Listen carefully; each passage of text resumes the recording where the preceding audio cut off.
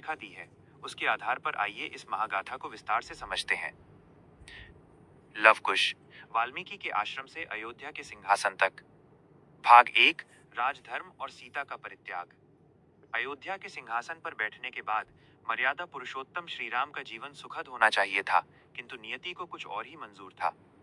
एक राजा के रूप में राम का प्रथम कर्तव्य अपनी प्रजा की संतुष्टि और लोक मर्यादा का पालन करना था। जब एक धोबी के कटाक्ष ने माता सीता की पवित्रता पर प्रश्न उठाया, तो राम एक पति के रूप में नहीं, बल्कि एक राजा के रूप में टूटने लगे।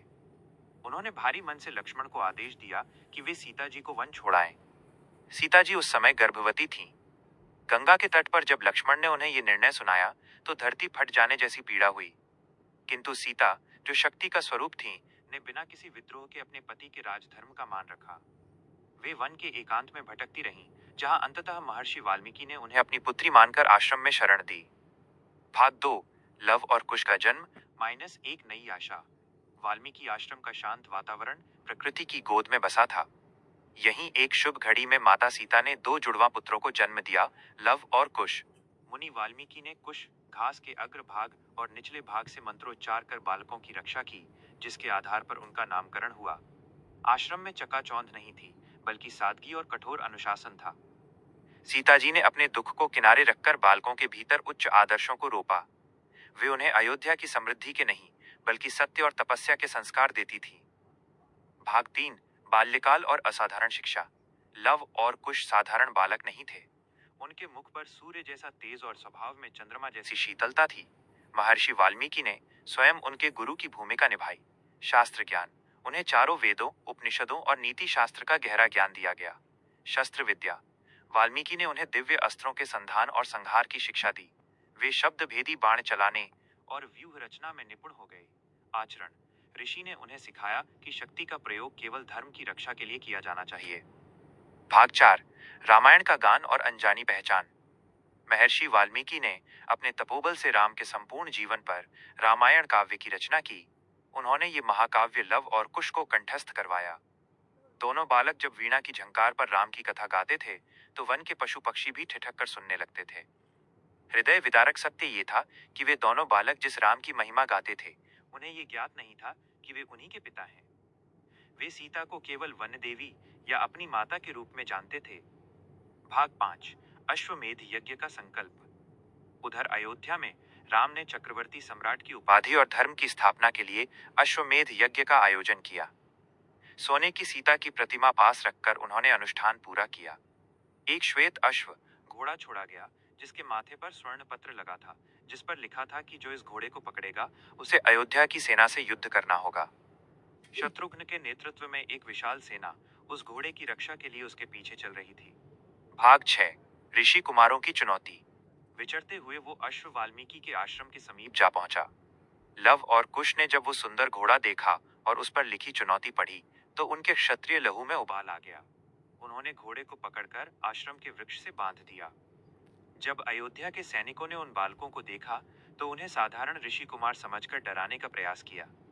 किंतु लव कुश के तर्क और साहस के सामने सैनिक निरुत्तर हो गए। बालकों ने स्पष्ट कहा, यदि ये घोड़ा शौर्य का प्रतीक है, तो हमने इसे अपनी शक्ति से चुनौती दी है। भाग 7, लक्ष्मण और शत्रुघ्न से भीषण युद्ध। जब सैनिकों से बात नहीं बनी, तो पहले शत्रुघ्न और फिर लक्ष्मण को युद्ध भूमि में आना पड़ा। लक्ष्मण ने बालकों के तेज को देखकर उन्हें समझाने का प्रयास किया, पर लव कुश युद्ध के संकल्प पर अडिग थे। एक अद्भुत युद्ध हुआ। 2 किशोर बालकों ने लक्ष्मण जैसे योद्धा के दिव्यास्त्रों का उत्तर अपने अचूक बाणों से दिया। अंततः लव और कुश ने अपनी रणकुशलता से अयोध्या की सेना को मूर्छित कर दिया। यह समाचार जब राम के पास पहुंचा, तो वे विस्मित रह गए कि 2 बालकों ने पूरी सेना को परास्त कर दिया है। भाग 8, हनुमान जी का आत्मसमर्पण। युद्ध में हनुमान जी भी आए। जैसे ही उन्होंने लव और कुश को देखा, उन्हें आभास हो गया कि इन बालकों की आकृति प्रभु राम से मिलती है। हनुमान जी ने अपनी पूरी शक्ति का प्रदर्शन करने के बजाय प्रेम और भक्ति का मार्ग चुना। लव कुश ने हनुमान जी को बंदी बना लिया। हनुमान जी स्वेच्छा से उनके बंदी बन गए, क्योंकि वे देखना चाहते थे कि इन बालकों की शक्ति का स्रोत क्या है। जब सीता जी ने हनुमान को देखा, तो वे पहचान गई, पर उन्होंने सत्य को गुप्त रखा। भाग 9, युद्ध भूमि में राम और सत्य का प्रकटीकरण। अंततः स्वयं भगवान राम को युद्ध के मैदान में उतरना पड़ा। पिता और पुत्र आमने सामने थे, पर दोनों एक दूसरे से अनजान। जैसे ही राम ने धनुष उठाया, प्रकृति कांपने लगी। तभी महर्षि वाल्मीकि वहां प्रकट हुए। उन्होंने राम को रुकने का आदेश दिया और घोषणा की, हे राघव, ये कोई साधारण बालक नहीं, आपकी अर्धांगिनी सीता के पुत्र और अयोध्या के कुलदीपक हैं। ये सुनते ही राम के हाथ से धनुष छूट गया। उनकी आंखों में अश्रु की धारा बह निकली। अयोध्या के समस्त योद्धा और प्रजा यह सत्य जानकर स्तब्ध रह गई। भाग 10। मिलन, त्याग और अमर संदेश। राम ने अपने पुत्रों को गले लगाया। लव और कुश को अपने पिता मिल गए थे। राम ने माता सीता से अयोध्या वापस चलने का आग्रह किया, किंतु सीता जी के लिए अब पृथ्वी पर उनका उद्देश्य पूर्ण हो चुका था। उन्होंने अपनी पवित्रता की अंतिम गवाही के रूप में धरती माता को पुकारा। धरती फटी और सीता लव कुश के अयोध्या आगमन से लेकर माता सीता के भू समाधि और उसके बाद के घटनाक्रम को 10 विस्तृत अध्यायों में यहाँ प्रस्तुत किया जा रहा है। उत्तर, रामायण, महामिलन और महाप्रयाण की गाथा। भाग 1। अश्वमेध के प्रांगण में सत्य का शंखनाद। रणभूमि में जब महर्षि वाल्मीकि ने यह घोषित किया कि लव और कुश साक्षात श्री राम के ही अंश हैं, तो समस्त अयोध्या की सेना और वानर दल स्तब्ध रह गया। राम, जो अब तक एक योद्धा की भांति धनुष ताने खड़े थे, उनके हाथ कांपने लगे। उन्होंने अपने सामने खड़े 2 सुकुमार बालकों को देखा, जिनके मुख की आभा ठीक वैसी ही थी जैसी वन गमन के समय उनकी स्वयं की थी। राम के हृदय में पिता का प्रेम उमड़ पड़ा। उन्होंने शस्त्र त्याग दिए और अश्वमेध के यज्ञशाला की ओर कदम बढ़ाया। लव और कुश, जिन्हें अब तक केवल अपनी माता और गुरु का ज्ञान था, पहली बार अपने पिता के साक्षात दर्शन कर रहे थे। वाल्मीकि ऋषि ने कहा, हे राघव, ये आपकी वो संतानें हैं जिन्होंने शस्त्रों से अधिक शास्त्रों में विजय प्राप्त की है। इन्होंने आपकी ही कथा गाकर वन के कण कण को राममय कर दिया है। उस दिन अयोध्या की प्रजा ने पहली बार अनुभव किया कि उनके राजा का त्याग कितना महान था। भाग 2। लव-कुश का अयोध्या में प्रवेश और रामायण गान। राम की आज्ञा पाकर लव और कुश को आदर सहित अयोध्या लाया गया। नगर की गलियां सजाई गईं, लेकिन एक भारी प्रश्न सबके मन में था, माता सीता कहाँ है? लव और कुश ने जब अयोध्या के राज दरबार में प्रवेश किया, तो उन्होंने स्वर्ण सिंहासन पर बैठी माता सीता की स्वर्ण प्रतिमा देखी। उनकी आंखों में आंसू आ गए। उन्होंने वीणा उठाई और सभा के मध्य रामायण का गान प्रारंभ किया। उनकी मधुर वाणी में जब राम सीता के विवाह, वनवास और वियोग की गाथा गूंजी, तो पत्थर के समान हृदय वाले सैनिक भी रोने लगे। पूरी सभा भावुक थी। राम ने अपनी आंखें मूंद ली थीं, जैसे वे उस संगीत के माध्यम से सीता के साथ बिताए हर क्षण को पुनर्जीवित कर रहे हों। इस गायन ने अयोध्या की प्रजा के मन में भरे हुए संशय के अंतिम अवशेष को भी धो दिया। भाग 3। माता सीता का अंतिम आह्वान और सभा में आगमन। सभा में रामायण गान के पश्चात महर्षि वाल्मीकि ने सीता माता को सभा में आने का संदेश भेजा। सीता, जो वर्षों से तपस्विनी का जीवन जी रही थीं, आज एक बार फिर अपनी ससुराल की देहरी पर खड़ी थीं। उनके मुख पर राजसी तेज नहीं, बल्कि एक करुण शांति थी।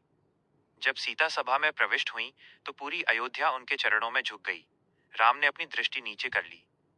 सीता ने अपने पुत्रों को राम के निकट देखा और उन्हें आत्मिक संतोष हुआ। वाल्मीकि ऋषि ने गवाही दी कि सीता निष्पाप है, लेकिन नियति को कुछ और ही मंजूर था। सीता जानती थी कि अब उनका लौकिक कर्तव्य पूर्ण हो चुका है। उन्होंने अपनी पवित्रता को सिद्ध करने के लिए एक ऐसा निर्णय लिया जिसने इतिहास बदल दिया। भाग 4। भू समाधि माइनस धरा की पुत्री का धरा में विलीनीकरण। सीता माता ने हाथ जोड़कर प्रार्थना की, हे माता पृथ्वी, यदि मैंने मन, कर्म और वचन से केवल श्री राम को ही अपना पति माना है, तो मुझे अपनी गोद में स्थान दो। यदि मेरी पवित्रता अक्षुण्ण है, तो इस सभा के सम्मुख मेरा साक्ष्य दो। अचानक धरती में एक तीव्र कंपन हुआ। स्वर्ण सिंहासन पर विराजमान स्वयं पृथ्वी माता प्रकट हुई। उन्होंने अपनी पुत्री सीता को गोद में बिठाया। पूरी सभा देखती रह गई और माता सीता धीरे धीरे धरती की गोद में समा गईं। राम उन्हें रोकने के लिए आगे बढ़े, लेकिन तब तक केवल शून्य शेष बचा था। यह दृश्य देखकर संपूर्ण सृष्टि विलाप कर उठी। राम की शक्ति और धैर्य जवाब दे गए। वे अत्यंत दुखी होकर भूमि पर गिर पड़े। भाग 5। राम का शोक और लक्ष्मण की सांत्वना। सीता के जाने के बाद राम का जीवन एक शुष्क मरुस्थल की भांति हो गया। वे दिन रात सीता की स्मृतियों में खोए रहते। ऐसे समय में लक्ष्मण, भरत और शत्रुघ्न ने उन्हें संभाला। लक्ष्मण ने कहा, भैया, आप केवल एक पति नहीं, बल्कि इस राष्ट्र के आधार स्तंभ हैं। लव और कुश आपकी ही धरोहर हैं। आपको इनके भविष्य और राज्य के कल्याण के लिए स्वयं को संभालना होगा। राम ने लव और कुश को अपना संपूर्ण समय देना शुरू किया। उन्होंने उन्हें राजनीति, कूटनीति और राजधर्म की बारीकियां सिखाईं।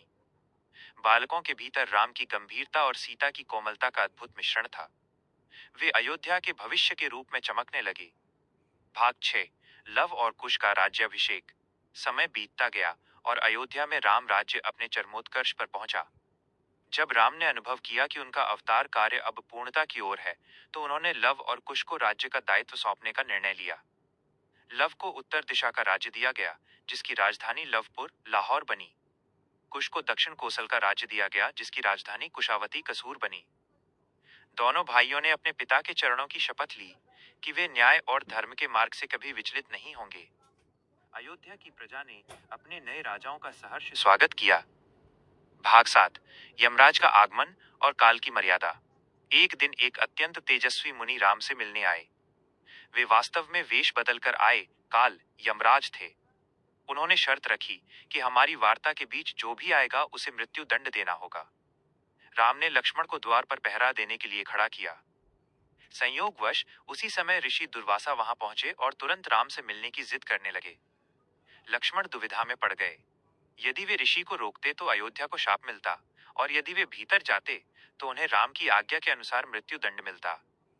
लक्ष्मण ने राष्ट्र के कल्याण के लिए स्वयं के बलिदान का मार्ग चुना और वे वार्ता के बीच में चले गए। भाग 8। लक्ष्मण का त्याग और सरयू समाधि। राम अपने प्रिय भाई लक्ष्मण को मृत्युदंड देने की सोच भी नहीं सकते थे, लेकिन वचन की मर्यादा बड़ी थी। लक्ष्मण ने स्वयं ही अपनी मर्यादा का पालन करने के लिए सरयू नदी में समाधि लेने का निर्णय लिया। लक्ष्मण, जो शेषनाग के अवतार थे, अपने मूल स्वरूप को प्राप्त कर जल में विलीन हो गए। राम के लिए यह सीता के वियोग से भी बड़ा आघात था। उनके जीवन का सबसे बड़ा संबल चला गया था। अब उन्हें आभास हो गया कि उनके वैकुंठ गमन का समय भी निकट आ गया है। भाग 9। राम का महाप्रयाण और अयोध्या का विदाई समारोह। लक्ष्मण के जाने के बाद राम ने भरत और शत्रुघ्न से भी विदा ली। उन्होंने हनुमान जी को कलयुग के अंत तक पृथ्वी पर रहकर धर्म की रक्षा करने का आदेश दिया। लव और कुश अपने पिता के चरणों से लिपट गए, लेकिन राम ने उन्हें समझाया कि आत्मा अमर है और कर्तव्य सर्वोपरि। समस्त अयोध्यावासी, वानर सेना और भालू दल राम के पीछे पीछे सरयू तट तक आए। वातावरण में जय श्री राम के नारे गूंज रहे थे, लेकिन हवाओं में एक उदासी थी। राम ने मुस्कुराकर अंतिम बार अपनी प्रजा को देखा और सरयू के शीतल जल में प्रवेश किया। भाग 10। उत्तराधिकार और अमर संदेश। राम के सरयू में समाते ही वे अपने चतुर्भुज विष्णु स्वरूप में प्रकट हुए। लव और कुश ने अपने पिता और माता के पदचिन्हों पर चलते हुए कई वर्षों तक न्यायपूर्वक शासन किया। उनके शासनकाल में भी वही शांति और समृद्धि रही जो राम के समय थी। यह गाथा हमें सिखाती है कि महानता केवल विजय में नहीं, बल्कि त्याग में है। सीता का धैर्य, राम का राजधर्म, लक्ष्मण की निष्ठा और लवकुश का साहस आज भी भारतीय संस्कारों की नींव है। राम कथा केवल एक राजा की कहानी नहीं, बल्कि मनुष्य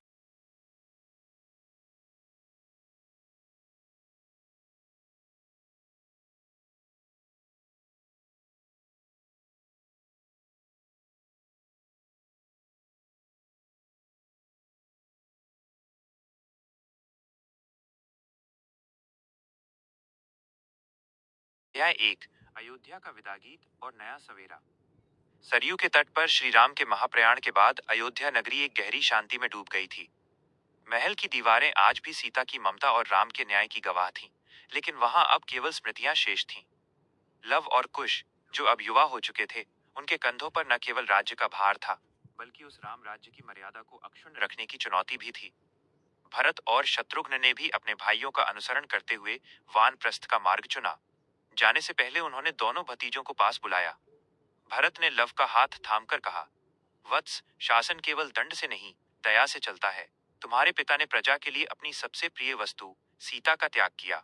तुम भी न्याय के पथ पर कभी विचलित मत होना। अध्याय 2। साम्राज्य का विभाजन और राजधानियों का निर्माण। महर्षि वशिष्ठ के परामर्श पर साम्राज्य को दो भागों में विभाजित किया गया, ताकि शासन सुचारू रूप से चल सके। लव का शासन उत्तर पथ। लव को उत्तर और पश्चिम का क्षेत्र मिला। उन्होंने रावी नदी के तट पर लवपुर, आधुनिक लाहौर की स्थापना की। यहाँ की जलवायु ठंडी थी और लोग साहसी थे। लव ने यहाँ महान दुर्गों का निर्माण करवाया। कुश का शासन दक्षिण पथ। कुश को दक्षिण कोसल का राज्य मिला। उन्होंने विंध्याचल की तलहटी में कुशावती को अपनी राजधानी बनाया। कुशावती अपनी कला, संस्कृति और वैभव के लिए जानी जाने लगी। दोनों भाइयों ने प्रतिज्ञा की कि वे वर्ष में एक बार अयोध्या में एकत्रित होंगे ताकि अपने कुल की एकता को बनाए रख सकें। अध्याय 3, नागलोक का संघर्ष और कुश का पराक्रम। कुश के शासनकाल की सबसे बड़ी घटना नागराज कुमुद के साथ उनका संघर्ष था। एक बार ग्रीष्म ऋतु में कुश अपनी रानियों के साथ सरयू के तट पर विहार कर रहे थे। जल क्रीड़ा के दौरान उनके हाथ से वो विजय कंगन पानी में गिर गया, जो स्वयं अगस्त्य मुनि ने श्री राम को दिया था। कुश ने गोताखोरों को आदेश दिया, पर कंगन नहीं मिला। अंततः कुश ने समझ लिया कि यह नागों का कार्य है। उन्होंने गरुड़ास्त्र का संधान किया, जिससे नदी का जल उबलने लगा। भयभीत होकर नागराज कुमुद अपनी सुंदर बहन कुमुद्वती के साथ प्रकट हुए। उन्होंने क्षमा मांगी और अपनी बहन का विवाह कुश से करने का प्रस्ताव रखा। यह विवाह केवल दो व्यक्तियों का नहीं, बल्कि मानवों और नागों के बीच संधि का प्रतीक बना। अध्याय 4, लव का हिमालय अभियान और गांधार विजय। उत्तर में लव का सामना उन बर्बर कबीलों से हुआ जो ऋषियों के आश्रमों को नष्ट कर रहे थे। लव ने अपने धनुष कोदंड की टंकार से हिमालय की घाटियों को गुंजायमान कर दिया। उन्होंने गांधार के राजाओं को परास्त किया और वहां शिक्षा के महान केंद्र स्थापित किए। लव ने गांधार में एक ऐसी पद्धति विकसित की जहां शस्त्र और शास्त्र दोनों की शिक्षा अनिवार्य थी। उन्होंने वहां के दुर्गम रास्तों पर व्यापारिक मार्ग बनवाए, जिससे मध्य एशिया तक भारत का प्रभाव फैला। उनके शासन में तक्षशिला का महत्व और अधिक बढ़ गया। अध्याय 5, माता सीता की स्मृतियों का संरक्षण। लव और कुश ने वाल्मीकि आश्रम को एक पवित्र तीर्थ का रूप दे दिया। उन्होंने वहां उन वृक्षों के चारों ओर स्वर्ण की वेदियां बनवाईं, जिनके नीचे माता सीता ने अपना समय बिताया था। कुश ने अपनी राजधानी में माता सीता की एक विशाल प्रतिमा स्थापित करवाई, जिसमें वे लव कुश को शिक्षा दे रही थीं। वे अक्सर अपनी प्रजा को सुनाते थे कि कैसे उनकी माता ने बिना किसी सुख सुविधा के वन के कष्टों को अपनी गरिमा से छोटा कर दिया था। इससे प्रजा के मन में महिलाओं के प्रति सम्मान की भावना और अधिक सुदृढ़ हुई। अध्याय 6, लव और कुश का संवाद माइनस धर्म और राजनीति। एक बार लव और कुश अयोध्या के खंडहरों में मिले। लव थोड़े कठोर हो गए थे, क्योंकि वे निरंतर युद्धों में व्यस्त थे। उन्होंने कुश से कहा, भ्राता, शासन केवल शांति से नहीं चलता, शत्रुओं के मन में भय होना आवश्यक है। कुश ने मुस्कुराकर उत्तर दिया, लव, भय केवल शरीर पर शासन करता है, प्रेम आत्मा पर। पिता श्री राम ने रावण का वध किया क्योंकि वो अधर्म पर था, लेकिन विभीषण को गले लगाया क्योंकि वो धर्म के साथ था। यह संवाद आज भी राजनीति शास्त्र का मूल मंत्र माना जाता है कि शक्ति और करुणा का संतुलन ही राम राज्य है। अध्याय 7, सूर्यवंश की अगली पीढ़ी माइनस राजा अतिथि का उदय। कुश और कुमुद्वती के घर एक बालक ने जन्म लिया, जिसका मुखमंडल शरद ऋतु के चंद्रमा जैसा था। उसका नाम अतिथि रखा गया। वह बालक बचपन से ही अतिथि सत्कार और करुणा की प्रतिमूर्ति था। लव के पुत्रों ने भी उत्तर में अपने अपने नगरों की स्थापना की। सूर्यवंश की यह शाखा अब वटवृक्ष की तरह फैल चुकी थी। अतिथि को स्वयं महर्षि अगस्त्य ने राजनीति की शिक्षा दी। अध्याय 8, अस्त्र शस्त्रों का रहस्यमयी अंत। जैसे जैसे त्रेता युग समाप्त हो रहा था और द्वापर की पदचाप सुनाई दे रही थी, दिव्य अस्त्रों का प्रभाव कम होने लगा। लव और कुश ने अनुभव किया कि जो अस्त्र उनके पिता और उन्होंने चलाए थे, वे अब आम मनुष्यों के हाथों में विनाशकारी हो सकते हैं। उन्होंने निर्णय लिया कि वे इन गुप्त विद्याओं को केवल योग्य पात्रों तक ही सीमित रखेंगे। उन्होंने कई दिव्यास्त्रों को हिमालय की गुफाओं और समुद्र की गहराइयों में विसर्जित कर दिया, ताकि भविष्य में उनका दुरुपयोग न हो सके। अध्याय 9, लव और कुश का वानप्रस्थ। अपने अपने पुत्रों को राज्य सौंपने के बाद दोनों भाइयों ने अनुभव किया कि अब उनकी आत्मा भी उसी परम धाम की ओर आकर्षित हो रही है, जहां उनके माता पिता और चाचा जा चुके थे। उन्होंने राजसी वस्त्र त्याग दिए और पुनः वाल्मीकि आश्रम पहुंचे। वहां उन्होंने तपस्या का जीवन जिया। वे हर संध्या रामायण का पाठ करते थे। उनकी मधुर वाणी सुनकर आज भी वन के हिरण उनके पास आकर बैठ जाते थे। उन्होंने अपनी जीवन गाथा को भी वाल्मीकि के शिष्यों को लिखवाया, जिसे उत्तर रामायण के अंश के रूप में जाना जाता है। अध्याय 10, सूर्यवंश की अमर विरासत। लव और कुश का भौतिक शरीर भले ही एक दिन शांत हो गया, लेकिन उनकी विरासत आज भी जीवित है। भारत के कई समुदायों और राजवंशों ने स्वयं को लव और कुश का वंशज मानकर उनके आदर्शों को आगे बढ़ाया। उनका जीवन हमें सिखाता है कि माता पिता के प्रति भक्ति, भाइयों के बीच एकता और प्रजा के प्रति दायित्व ही एक पुरुष को